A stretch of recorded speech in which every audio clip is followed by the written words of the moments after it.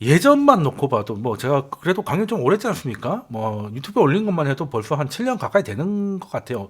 2015년 정도에 처음 올린 게 그때쯤 되는 것 같은데 뭐 한 만 6년 정도 가량 올린 것 같은데 그때 뭐 장단기 금리차 이런 얘기하면 전부 다 뭐 도대체 그 무슨 얘기인지 뭐 전혀 모르시다가 이제는 뭐 오히려 질문을 먼저 하실 정도로 이제 여러분들의 그 금융에 대한 상식도 많이 높아지고 했는데 그만큼 중요하다는 거고 여러분들의 수준이 높아진 것도 있고 스프레드 얘기가 계속 나오는 건 별로 좋은 얘기는 아니에요. 그러니까 역전이 될 것 같은 얘기 나오지 아무 문제 없으면 아무도 안 물어보겠지.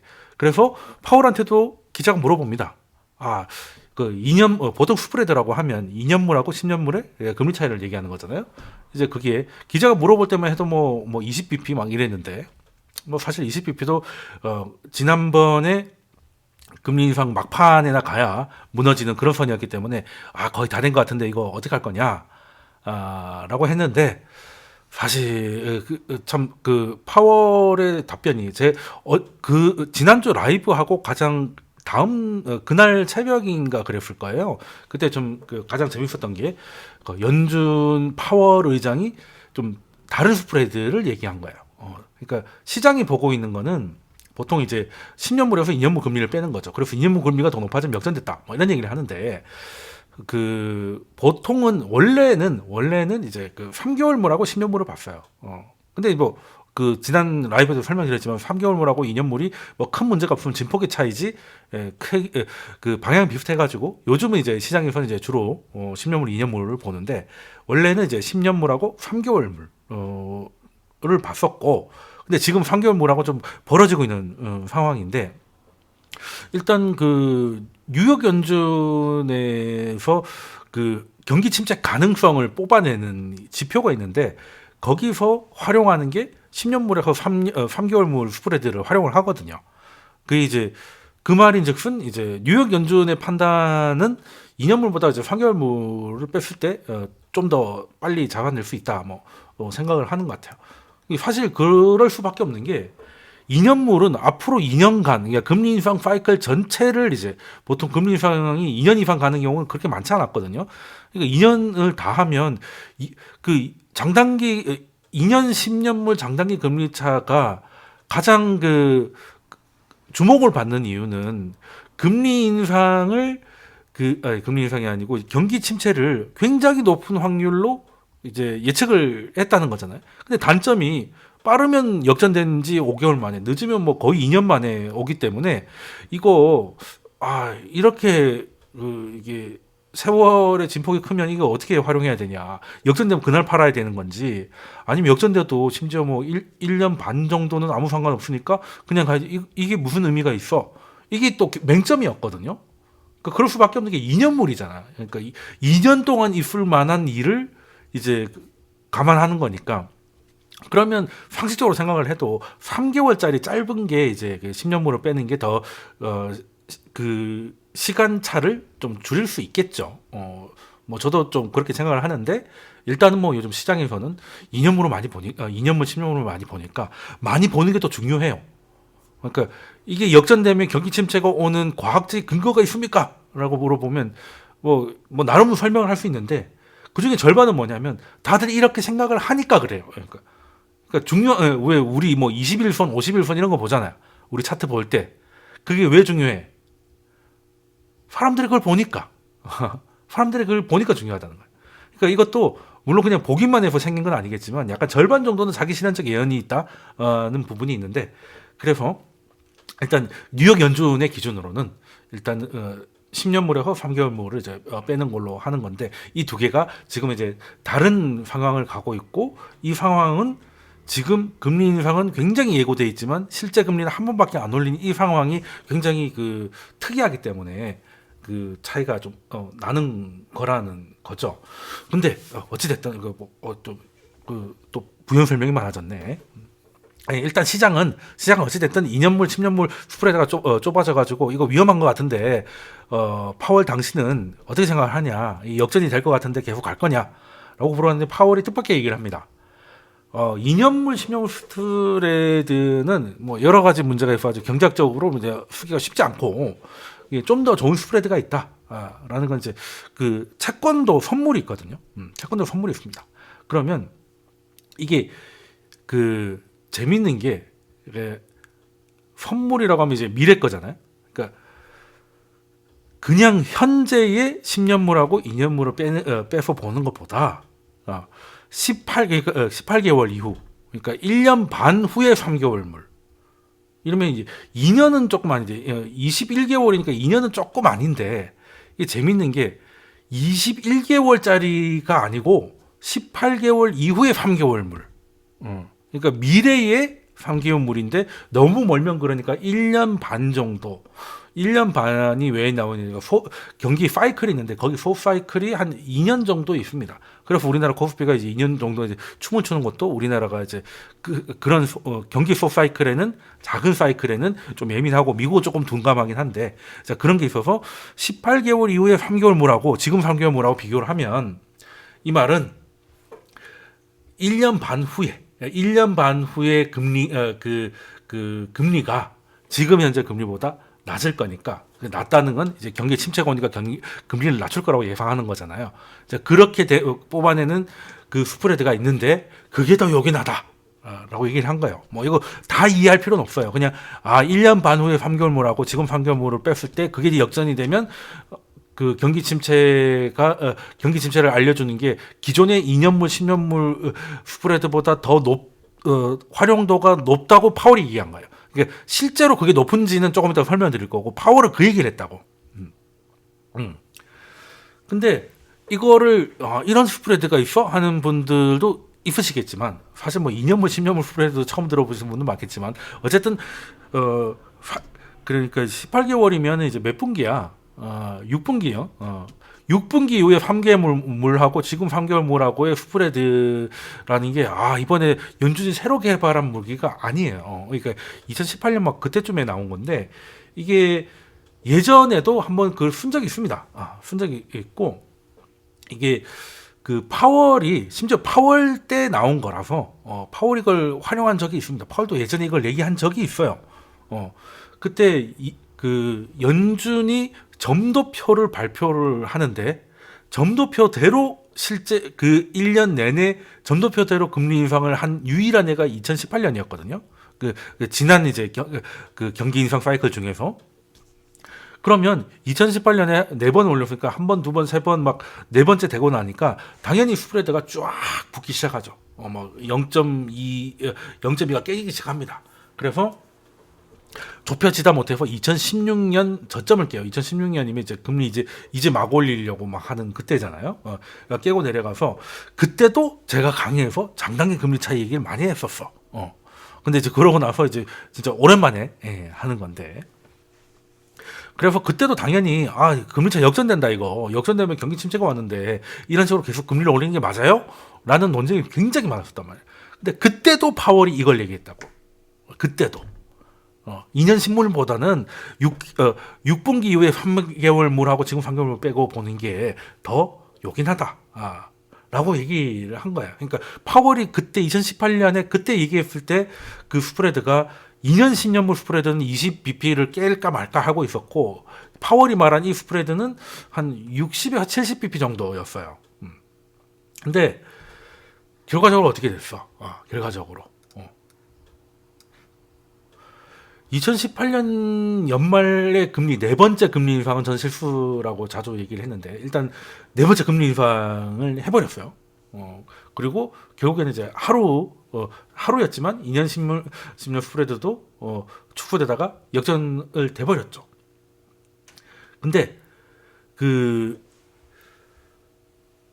딱 이게 역전이 되고 나니까 이게 재밌는 게, 이 스프레드가, 그러니까 2년 이게 제로라고 쳐요. 2년 10년 스프레드는 뭐 이런 식으로 계속 내려가고 있었는데, 파월이 말한 스프레드는 뭐 이런 식으로 가고 있었단 말이에요. 그러면서 파월이 괜찮아 라고 했는데, 이걸 깨고 나니까 이게 어떻게 됐냐면 이런 식으로 내려와요. 그리고 이게 얘는 또 이렇게 얘는 어떻게든 올라갔는데 얘는 한동안 또 내려가 있었어. 이거 하필 내 얼굴을 그려가지고 아무튼 여기 이렇게 됐습니다. 그래서 이게 결과적으로 보면 2년 10년물보다 후행적이라는 거죠. 그러니까 역전이 되는데 역전되기 전에 안 될 것 같다고 훅 빠진다는 게, 그러니까 이게 뭐겠어요? 후행적이라는 거지. 후행적이라는 거지. 그러고 나서 그러고 나서도 얘는 올라가는데 얘는 지금 이 스프레드는 더 언더의 역전 상태로 오래 가다 보니까 결국 연준이 어떻게 돼요? 2019년에 금리를 3번 낮추게 되고, 그때 2년 10년물 스프레드를 우리가 보고 있다는 거를 처음으로 연준이 공식 인증을 합니다. 존 윌리엄스가 그때 그 얘기를 처음 했어요. 우리 사실 보고 있다. 2년 10년물에다가 다시 힘을 좀 실어준 거죠. 힘을 실어준 건데, 그래서 이거 그러니까 저는 이제 지금 스프레드가 3개가 등장한 거예요. 3개. 예. 그러니까 흔히는 2년 10년물이 있고, 2년 10년물이 있고, 연준이 말한 6개월 6분기 포워드가 이제 선물이라고 하죠. 이게 뭐라고 써야 돼? 여하튼 요거 파월이 얘기한 거 6분기 이후에 3년 계엄물하고 지금 상금을 뺀 거, 그리고 또 3개월 10년물에서 3개월 빼는 거. 자, 그럼 지금 상황이 어떻게 돼 있어요? 스프레드가 총 3개인데 지금 얘기하고 있는 게, 얘는 뭐 거의 역전 직전, 얘는 확대 중, 심지어 확대되다가 좀 내려가고 있고, 그리고 얘도 아직 한 꽤 남아 있어요. 한 뭐 100몇십 mp 남아 있습니다. 그러면 얘가 제일 먼저 방향을 잡고 있고, 얘도 확대되다가 지금은 확대되고 있어요. 확대되고 있고, 얘는 확대가 되다가 지금 약간 줄어들고 있어요. 그러니까 지금 그 각각 보는 스프레드가 달라. 시장은 이걸 보고 있고, 혹자는 이걸 보고 있고, 연준은 이걸 보고 있어요. 왜 이럴까? 그러니까 아니, 같은 걸 봐야 같이 움직이지. 그러니까 세계가 신호등이 3개라는 거죠. 이게 뭐 이렇게 정신없냐 이게. 그러면 일단은 좀 걱정을 좀 해야 될 부분도 있을 거고, 저는 약간 그 연준이 일부러, 그러니까 나도 아는 거를 연준이 모른다고 난 생각하지 않아요. 아니, 내가 뭐라고, 그러니까 제가 뭐라고, 저도 어디서 2년 전에 들어본 얘기인데 뭐 이렇게 알고 있는 거를 연준이 그걸 설마 그걸 까먹고 이거 참 좋았지라고 지금 얘기하는 건, 저는 약간 블러핑이 아닐까 생각을 합니다. 왜 그렇게 생각하냐면, 아이고, 일단 연준이 지금 하고 싶은 게 뭐냐, 목적이 있을 거 아니에요. 목적이 있는데, 목적은 이제 연준 인사들의 발언이라던가, 아니면 이제 파월의 이제 발언을 들어보면 대충 알 수 있는데, 94년에 했던 거를 이제 94년처럼 어게인 1994를 하고 싶은 모양이에요. 94년에 무슨 일이 있었냐? 일단 그때는 이제 금리를 올릴 때 그 사이클에서 3%, 즉 300bp를 올립니다. 300bp를 올렸고, 당연히 300bp나 올리니까 장단기 스프레드는 급격하게 줄어들었는데 역전은 안 됐어요. 역전은 안 됐고, 그렇다고 94년에 95년에 경기 침체가 왔냐? 그렇진 않았습니다. 둔화가 왔지. 둔화지 경기 침체는 아니었어. 그래서 과열도 맞고, 약간의 둔화지만 과열을 맞고, 그리고 결과적으로 물가 상승을 잡아내요. 잡아내서 그 이후로 우리 97년 막 이렇게 2001년 버블까지 쭉 가는 것도 그때 어떻게 보면 잘 했기 때문이야. 그러니까 경제가 그렇게 망가지지 않고 견딜만하게 금리를 올려가지고 물가는 잡아내고, 나이스하게 경기 침체 없이 금리 인상을 나이스하게 지나가서 연상력을 성공했던 그 기억, 94년의 기억을 다시 한번, 그 영광을 다시 한번 해보겠다는 건데요.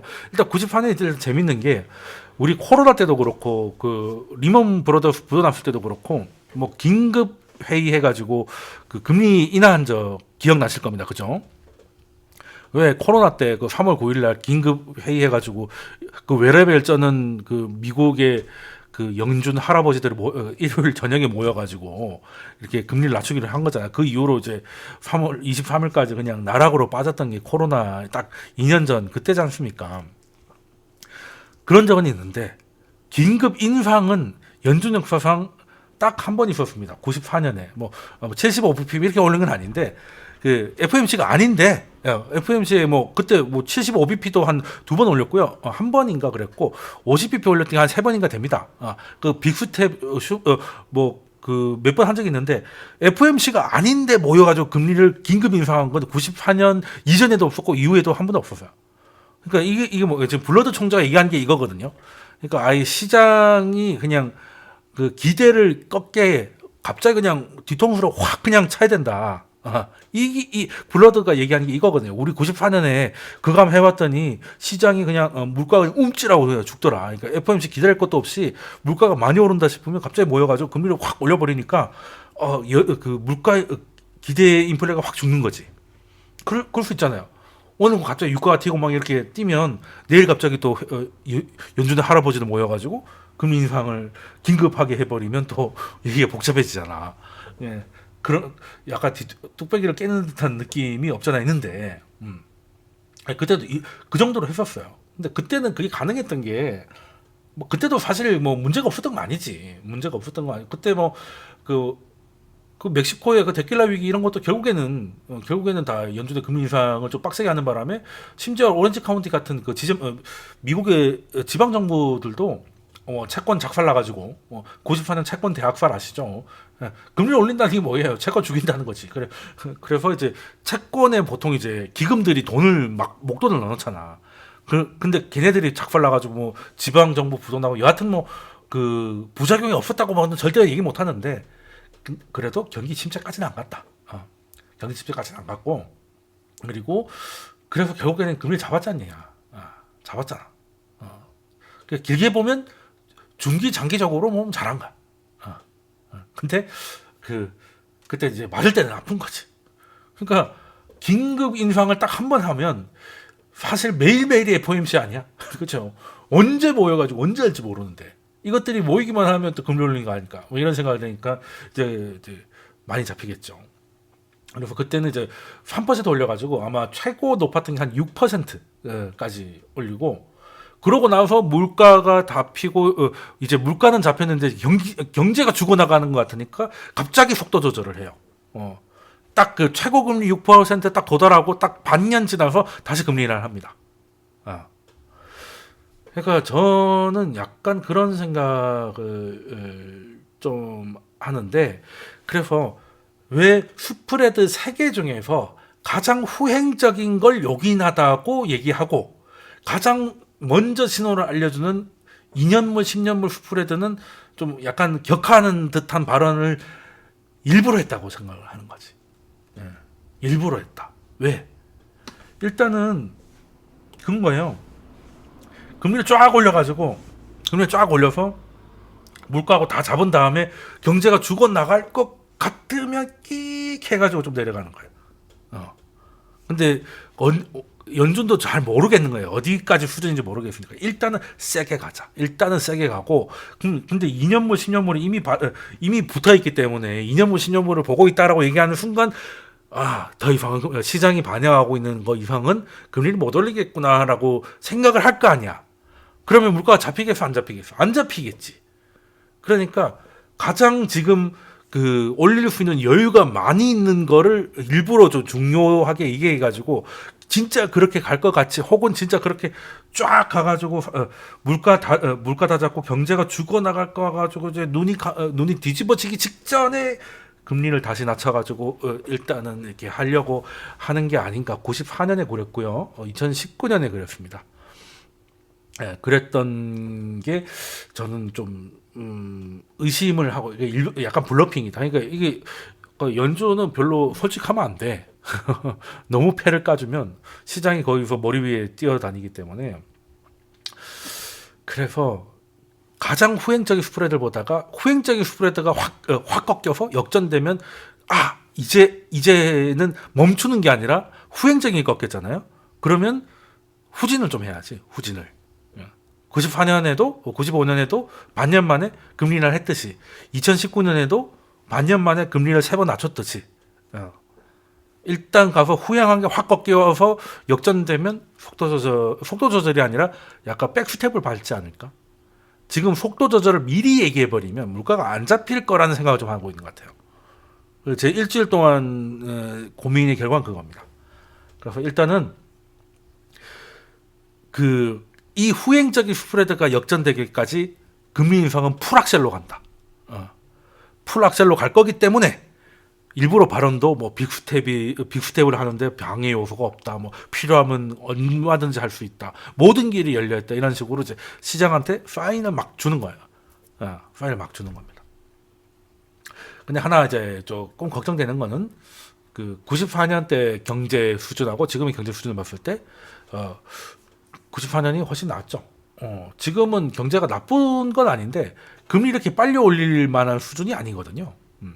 그래서 뭐 그때는 뭐 경기 선행 지표라든가 뭐 PMI 지수라든지 소비자 기대 심리 뭐 이런 주요 선행 지표들이 지금보다 훨씬 나았거든요. 지금 이제 곡점 찍고 다 내려와 가지고 아직 침체는 아닌데 그냥 그 중간선으로 와 있고 소비자 심리는 굉장히 많이 내려와 있죠. PMI도 정점 찍고 약간은 기준선 위에는 있지만 이게 약간 일단 좀 내려가는 그런 분위기였기 때문에 이거 풀악셀을 이제 그러니까 연준은 빨리 잡으려면 빨리 상반기한테 아주 그냥 족을 쳐야겠다고 생각을 하는 것 같아. 경제가 생각보다 강하지 않으면 그나마 에너지가 있을 때 풀로 달려가지고 물가를 확 잡고 나중에 다시 금리 인하를 하던 뭐 아니면 뭐 어떻게든 뭐 완화를 하던 점도표에 다 바닥에 찍던 그건 이제 그때 생각을 하지 않을까라고 저는 생각을 좀 하고 있고요.